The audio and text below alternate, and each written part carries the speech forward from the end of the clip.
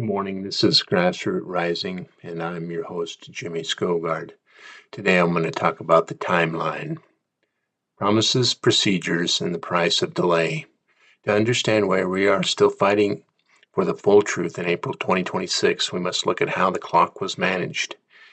In 2024, there was a campaign and a promise of light. The momentum began on the campaign trail in June of 2024. Donald Trump told national audience that he would release the Epstein files. He doubled down on this in September during a long interview, stating he had no problem making the records public. This created a mandate from the voters who expected immediate action upon his return to office. In July, the transparency surged. By midsummer 2025, the pressure was mounting. On July 17th, Representative Ralph Norman introduced House Resolution 589. This was a blunt instrument designed for one thing: the full public release of every Epstein record within 30 days. It prohibited redactions for reputational harm, specifically targeting and protecting the billionaire class. Let's call them the gilded class. July 21, 2025, House Resolution 598 was introduced as a special rule to bring the transparency mandate to the floor for a final vote. For a brief moment, it looked like the secrets were about to be revealed. September 3rd, 2025, the procedural switch. This is the moment where delay became surrender. House leadership introduced House Resolution 672, a massive rule that bundled together important appropriations for energy, water, and local projects. The maneuver, hidden inside House Resolution 672, was a provision that self-excluded House Resolution 668. This new resolution did not mandate a release. It only directed a committee to continue an investigation. The death of transparency. Most importantly, House Resolution 672 explicitly ordered that House Resolution 598 be laid on the table. By voting aye on 672, our Representative Hageman and the majority effectively killed the July transparency push. They swapped a 30-day public release for a closed-door committee process that had no set end date. Late 2025, the grassroots breaking point. The public realized that the September vote was a stall tactic. A discharge petition for the Epstein Files Transparency Act began circulating, bypassing the committee gatekeepers. On November 12, 2025, the petition finally reached the required 218 signatures, forcing a real vote. On November 18, 2025, the act passed, 427 to 1. Justice was finally back on track, but the September maneuver had successfully protected our gilded class for 2 additional months. In 2026, we have a standoff. Since the law was signed, we have seen a staggered release of 3.5 million pages. On April 9, 2026, First Lady Melania Trump issued a statement demanding an end to the lies and calling for the survivors to be heard in public hearings.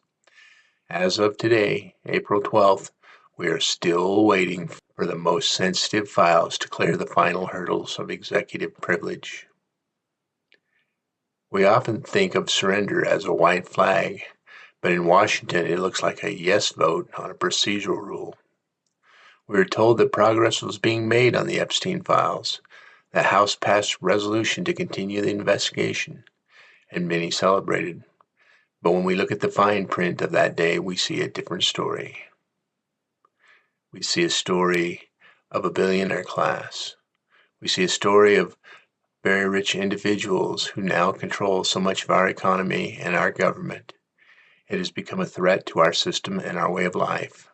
We've seen $50 trillion systematically transferred from our pockets to the folks at the very top. And then we see shenanigans like House Resolution 672, some type of artifact, some type of gimmick, Epstein files from the light of day. And it may have worked, except for one small thing. You and I had had enough. Representative Massey and Representative Ro Khanna convinced representatives like Marjorie Taylor Greene to join the fight for transparency. And it began the process. The process is yet to complete. It is still being fought over and over again, and we must ask ourselves why. We have the power in our system of government. We simply need to hold them accountable to the constituency that elected them. Hold them accountable to the people they work for. That's it.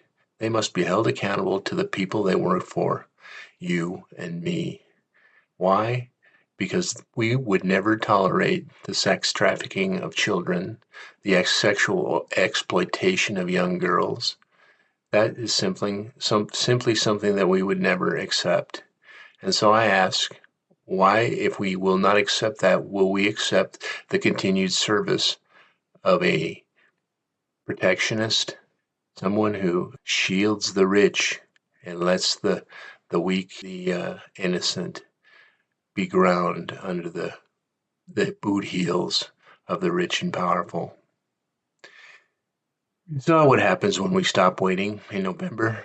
A grassroots forced a real vote that politicians couldn't ignore. And we're still seeing the results today.